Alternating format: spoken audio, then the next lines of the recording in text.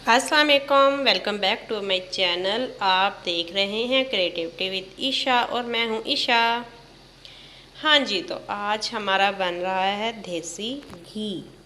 बड़े दिन हो गए हैं, देसी घी जो है वो हमारा ख़त्म हुआ हुआ था और आज कल जो है ना वो जो हमारी भैंसें हैं वो सारी उनने दूध देना बंद किया हुआ है और बहुत कम जो है ना वो देसी घी निकलता है। तो 3-4 दिन हो गए हैं, देसी घी हुआ हुआ था ख़त्म। और जो डालडा घी होता है वो लगाने का ना मुझे तो बड़ी कोफ्त होती है, स्पेशली बच्चों की रोटी को। सिर्फ बच्चों की रोटी को नहीं, कोई भी अंडा बनाना है, आमलेट बनाना है, हस्बैंड के लिए बनाना है, खुद जो है वो मैं देसी घी अपने भी खानों में यूज़ कर लेती हूँ। डालडे से थोड़ा अवॉइड करती हूँ। अगर देसी घी 1 चम्मच ले भी लें तो उसका कोई हर्ज नहीं है। डॉक्टर कहते हैं कि देसी घी सबसे बेस्ट। और अल्हम्दुलिल्लाह अल्लाह ताला ने हमें ये बहुत बड़ी नेमत दी हुई है कि हम अपने घर का देसी घी खाते हैं। अच्छा, हुआ कुछ यूँ है कि ये रखी हुई हैं मैंने मलाइयाँ पकने के लिए। तो पहले क्या होता है कि सारे जो मलाई इकट्ठी होती है उसे मधानी में डाल के और अच्छी तरह ग्राइंड करके मक्खन अलग कर लिया जाता है, लस्सी फेंक दी जाती है। क्योंकि हमारी मलाइयाँ, हम दही नहीं लगाते, हम मलाइयाँ डायरेक्ट जो है वो ग्राइंड करते हैं, तो वो 8-10 दिन की भी इकट्ठी हुई होती हैं।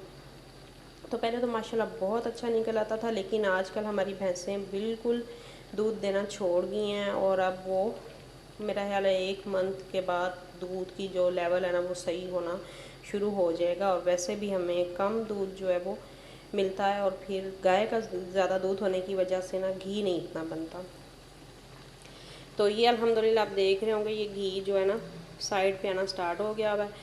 तो इसका ना थोड़ा मसला हो जाता है जब मलाइयों को ऊपर रखते हैं। तो एक तो ये टाइम टेकिंग बहुत ज़्यादा होता है, दूसरा फिर मलाई का वो जो छान सा अंदर बनता है ना, फुटकियाँ, वो घी की अच्छी खासी मिकदार अपने अंदर जज़ब रखता है।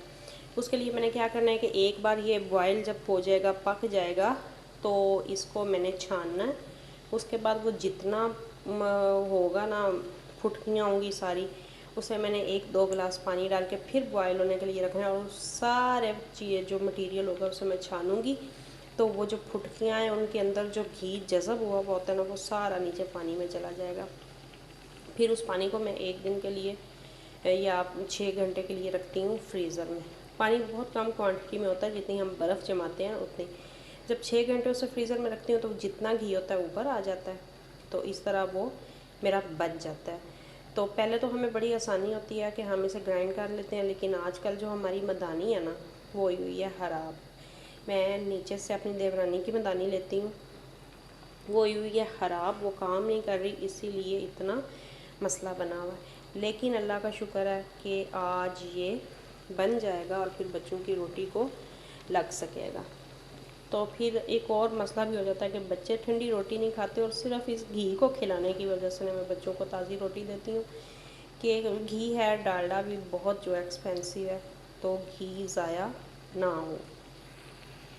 तो अभी इसकी जो नेक्स्ट है ना, ये देखें अब अच्छी तरह, बल्कि अभी मैं इसका चूल्हा तेज़ करूँ ना, अभी मैंने इसे बहुत धीमी आंच पे रखा हुआ है। धीमी आंच पे इसलिए क्योंकि ये साइडों से ना फिर जलने लग जाएगा और जला हुआ फिर ये बर्तन भी ख़राब होता है और फिर इसे धोने का भी बहुत मसला होता है।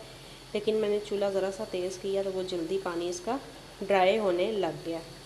पर मैं चूल्हा कर देती हूँ स्लो। चूल्हा स्लो ही ठीक है।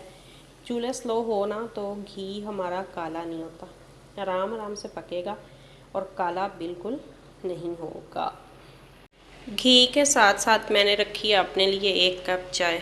मेरी आज तबीयत जो है वो बहुत ज़्यादा ख़राब है।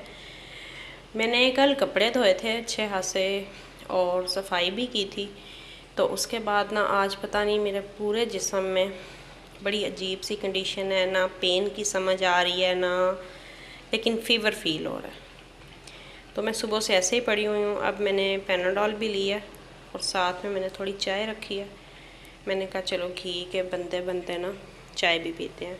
और अच्छा खासा माशाल्लाह घी जो है ना वो निकलना शुरू हो गया।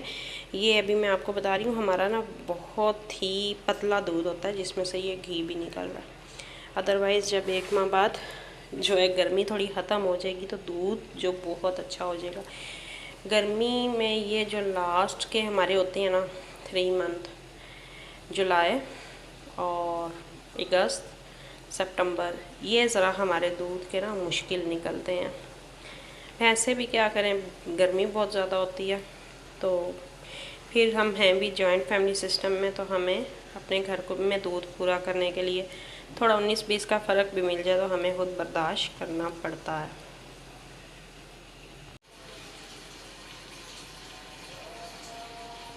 हाँ जी, तो इधर हमारा घी जो है वो बिल्कुल बन के रेडी हो चुका हुआ है। इस साइड से जो वो नीचे मैं कह रही हूँ ना फुटकियाँ थी, वो भी अच्छी तरह पक के ब्राउन हो चुकी हुई हैं। इधर का भी अब तकरीबन पक्का पड़ा है, तो मैं इसे थोड़ा उल्टा के रखूँगी, एक जगह पे आ जाएगा। अभी इसका जो कलर है ना वो बहुत फ्रेश, बहुत मज़े का, बिल्कुल ऐसे वाइट वाइट गोल्डन भी नहीं हुआ। लेकिन अगर इसे हम थोड़ी देर और छोड़ देंगे तो फिर ये गोल्डन भी हो सकता है और ब्लैक भी हो सकता है। तो बेस्ट टाइम ये है कि इसे अब इस टाइम पे उतार लिया जाए, और फिर जो मैंने प्रोसेस पहले बताया कि वो मैं सारा करूँगी। और इस जो फुटकी है, फोग इसे हम बोलते हैं, या जो नीचे लस्सी की फुटकी बन गई है, उसे भी मैं 1-2 पानी डाल के उसे अच्छी तरह स्टेन कर लूँगी, और उसमें जितना घी होगा वो हमारा बाहर निकल आएगा।